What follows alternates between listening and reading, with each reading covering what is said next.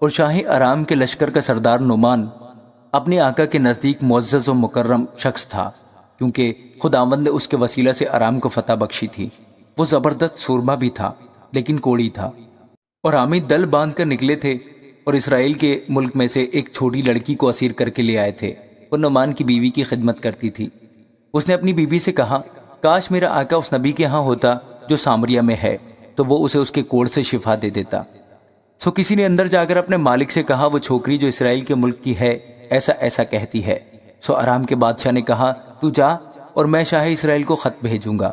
سو وہ روانہ ہوا اور 10 قنطار چاندی اور 6000 مسکال سونا اور 10 جوڑے کپڑے اپنے ساتھ لے لیے، اور وہ اس خط کو شاہ اسرائیل کے پاس لایا، جس کا مضمون یہ تھا کہ یہ نامہ جب تجھ کو ملے تو جان لینا کہ میں نے اپنے خادم نعمان کو تیرے پاس بھیجا ہے تاکہ تو اس کے کوڑ سے اسے شفا دے۔ جب شاہ اسرائیل نے اس خط کو پڑھا تو اپنے کپڑے پھاڑ کر کہا، کیا میں خدا ہوں کہ ماروں اور جلاؤں؟ جو یہ شخص ایک آدمی کو میرے پاس بھیجتا ہے کہ اس کو کوڑ سے شفا دوں، سو اب ذرا غور کرو، دیکھو کہ وہ کس طرح مجھ سے جھگڑنے کا بہانہ ڈھونڈتا ہے۔ جب مرد خدا علیشہ نے سنا کہ شاہ اسرائیل نے اپنے کپڑے پھاڑے تو بادشاہ کو کہلا بھیجا، تو نے اپنے کپڑے کیوں پھاڑے؟ اب اسے میرے پاس آنے دے اور وہ جان لے گا کہ اسرائیل میں ایک نبی ہے۔ سو نعمان اپنے گھوڑوں اور رتھوں سمیت آیا اور الیشہ کے گھر کے دروازے پر کھڑا ہوا، اور الیشہ نے ایک قاصد کی معرفت کہلا بھیجا، جا اور یردن میں 7 بار غوطہ مار تو تیرا جسم پھر بحال ہو جائے گا اور تو پاک صاف ہوگا۔ اور نعمان ناراض ہو کر چلا گیا اور کہنے لگا، مجھے گمان تھا کہ وہ نکل کر ضرور میرے پاس آئے گا اور کھڑا ہو کر خداوند اپنے خدا سے دعا کرے گا اور اس جگہ کے اوپر اپنا ہاتھ ادھر ادھر ہلا کر کوڑی کو شفا دے گا۔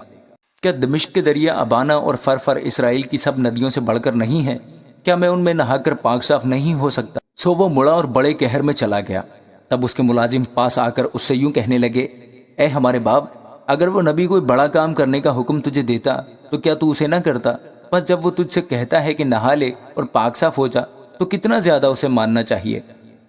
تب اس نے اتر کر مرد خدا کے کہنے کے مطابق یردن میں 7 غوطے مارے اور اس کا جسم چھوٹے بچے کے جسم کی مانند ہو گیا اور وہ پاک صاف ہو گیا۔ پھر وہ اپنے جلوں کے سب لوگوں سمیت مرد خدا کے پاس لوٹا اور اس کے سامنے کھڑا ہوا اور کہنے لگا، دیکھ اب میں نے جان لیا کہ اسرائیل کو چھوڑ کر اور کہیں روئے زمین پر کوئی خدا نہیں، اس لیے اب کرم فرما کر اپنے خادم کا ہدیہ قبول کر۔ لیکن اس نے جواب دیا، خداوند کی حیات کی قسم جس کے آگے میں کھڑا ہوں، میں کچھ نہیں لوں گا۔ اور اس نے اس سے بہت اصرار کیا کہ لے، پر اس نے انکار کیا۔ تب نعمان نے کہا، اچھا تو میں تیری منت کرتا ہوں کہ تیرے خادم کو 2 خچروں کا بوجھ مٹی دی جائے، کیونکہ تیرا خادم اب سے آگے کو خداوند کے سوا کسی غیر معبود کے حضور نہ تو سوختنی قربانی نہ ذبیحہ چڑھائے گا۔ پر اتنی بات میں خداوند تیرے خادم کو معاف کرے کہ جب میرا آقا پرستش کرنے کو ریمون کے مندر میں جائے اور وہ میرے ہاتھ پر تکیہ کرے اور میں ریمون کے مندر میں سرنگوں ہوں، تو جب میں ریمون کے مندر میں سرنگوں ہوں تو خداوند اس بات میں تیرے خادم کو معاف کرے۔ اس نے اس سے کہا، سلامت چلا جا۔ سو وہ اس سے رخصت ہو کر تھوڑی دور نکل گیا۔ لیکن اس مرد خدا علیشہ کے خادم جہازی نے سوچا کہ میرے آقا نے ارامی نعمان کو یوں ہی جانے دیا کہ جو کچھ وہ لایا تھا اس سے نہ لیا۔ سو خداوند کی حیات کی قسم میں اس کے پیچھے دوڑ جاؤں گا اور اس سے کچھ نہ کچھ لوں گا۔ سو جہازی نعمان کے پیچھے چلا۔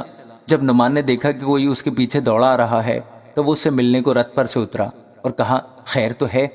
اس نے کہا، سب خیر ہے۔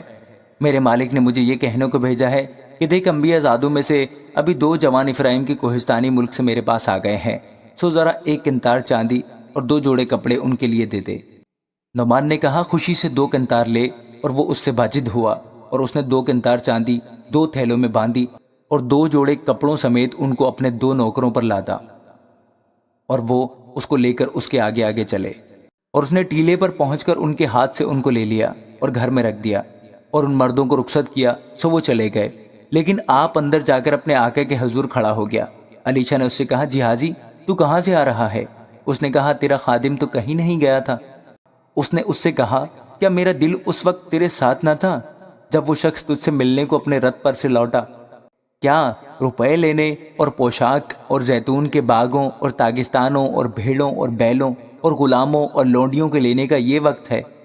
اس لیے نعمان کا کوڑ تجھے اور تیری نسل کو سدا لگا رہے گا۔